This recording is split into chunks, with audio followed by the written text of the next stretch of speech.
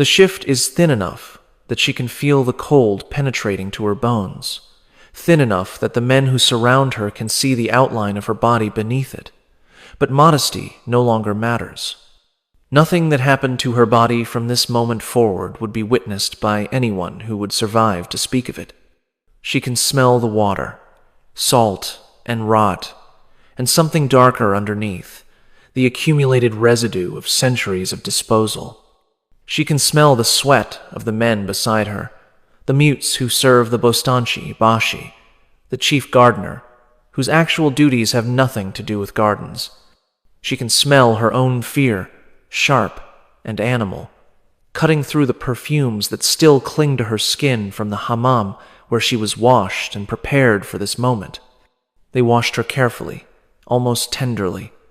They oiled her hair and scented her skin and dressed her in white, as if preparing her for a wedding rather than an execution. The rituals of the harem extended even to death. A woman who had shared the Sultan's bed, who had borne the possibility of royal children, could not be disposed of carelessly. Her destruction required ceremony. Beside her on the stones rests a sack, canvas, reinforced with leather at the seams, large enough to contain a human body. She has heard of these sacks since her first days in the harem, whispered about by older women who used them as warnings, as cautionary tales, as reminders of what happened to those who forgot their place. She never imagined she would see one prepared for her. The sack is not empty. She can hear sounds from within it, scratching, hissing, the rustle of scaled bodies moving against canvas, the high, desperate mewling of cats that have been starved for 3 days in preparation for this moment. She knows what will happen. She has known since the moment the Kuzlar Asa, the chief black eunuch, appeared at the door of her chamber with guards who did not speak. She knew when she was brought before the Valide Sultan, the Sultan's mother, who pronounced judgment without allowing defense. She knew when the silk cord was wrapped around her wrists, and she was led through passages she had never seen before, down stairs that descended into the foundations of the palace, through gates that opened onto the waterfront, where the boats of the condemned were moored. She will be sewn into the sack with the animals. The sack will be weighted with stones and thrown into the Bosphorus. She will sink into the black water while the starving cats claw at her flesh, while the snakes strike at whatever warmth they can find, while the weight drags her down into depths where no light penetrates. She will drown, but drowning will not be the worst of it. The worst will be the minutes before drowning, the chaos of animal terror combined with her own, the darkness and the cold and the creatures that share her final moments. This is the punishment for what she has been accused of doing. Not convicted, accused. In the Ottoman harem, the accusation was the conviction. The Sultan's word was law, and the Sultan's mother spoke with the Sultan's voice in matters concerning the women of the palace. Mahidevran was accused of betraying the Sultan with a palace guard. She was accused of violating the most fundamental rule of the harem, the rule that made the entire system possible, the certainty that every child born to a Sultan's woman was the Sultan's child. She was accused of contaminating the bloodline that had ruled the Ottoman Empire for 200 years. She was innocent. She had never touched the guard she was accused of taking as a lover. She had never touched any man except the Sultan himself, who had called her to his bed perhaps 24 times over the 3 years she had been a concubine of the imperial household. But her innocence was irrelevant. What mattered was that another woman, a rival who wanted her gone, had whispered the right words to the right ears. What mattered was that the Valide Sultan believed, or chose to believe, or found it convenient to believe. What mattered was that Mahidevran had failed to produce a son in 3 years, making her expendable, making her removal a matter of housekeeping rather than tragedy. She thinks of her mother, who sold her to the slave traders when she was 12 years old because the family needed money for her brother's apprenticeship. She thinks of the years in the training house, learning the arts that would make her valuable, Music, poetry, dance, conversation, the thousand skills required of women who would serve in the houses of the powerful.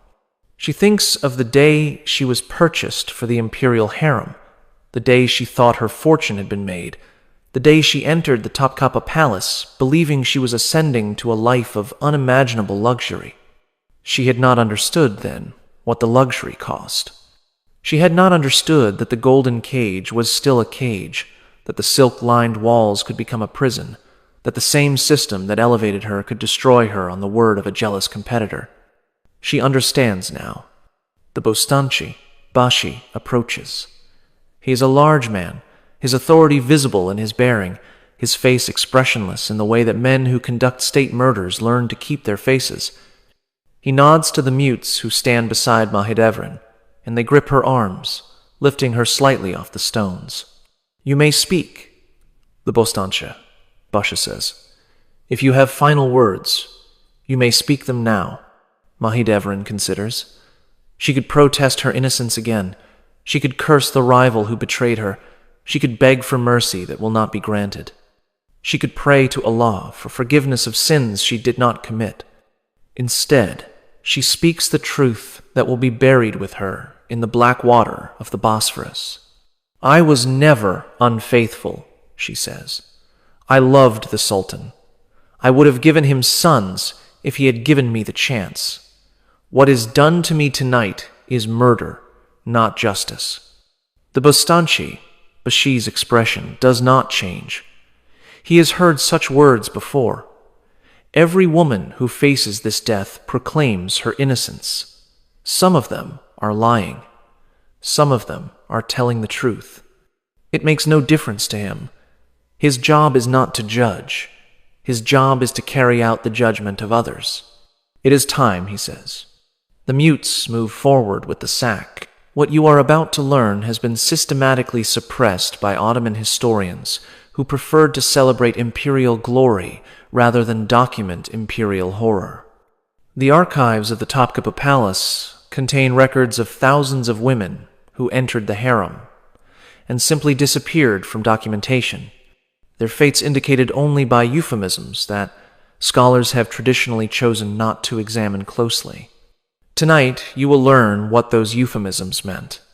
You will learn about the punishment system that the Ottoman Empire developed to control the most valuable and dangerous women in the Islamic world. You will learn about the sack drownings, the silent bowstrings, the living burials, the methods that were refined over 6 centuries of imperial rule. You will learn about the hierarchy of the harem, why some women were wives and others were concubines, what rights attached to each status, and how those rights affected the punishments available for their transgressions. You will learn why the Sultan's legal wives faced different deaths than his concubines, why some women were strangled while others were drowned, why some deaths were public warnings and others were silent disappearances. You will learn about the officials whose job it was to investigate, condemn, and execute the women of the imperial household. The Bostanchi, Bashi, with his mute executioners. The Kuzlar Asa, who served as prosecutor and judge. The Valide Sultan, whose authority over the harem made her the most powerful woman in the empire and the most dangerous enemy any concubine could have. You will learn why other women of the harem were forced to witness these punishments, what function that witnessing served, how terror was used as a tool of governance in a world where hundreds of women competed for the attention of a single man. You will learn about the children, the sons who were strangled to prevent succession disputes, the daughters who were married off to eliminate potential claims, the pregnancies that were terminated because they came at inconvenient moments. The entire system of reproductive control that made the harem not merely a household, but a machine for producing legitimate heirs, while destroying any possibility of illegitimate ones. Subscribe if you want to understand what the Ottoman Empire actually was, beneath the architectural beauty and the military conquests and the flowering of Islamic art and literature. Comment below, telling me where you are watching from. because Mahidevran is about to be sewn into that sack, and I am going to tell you exactly what happens inside it. But before I describe what she experienced in the black water of the Bosphorus, I need to take you back. I need to show you how the Ottoman harem functioned, why it was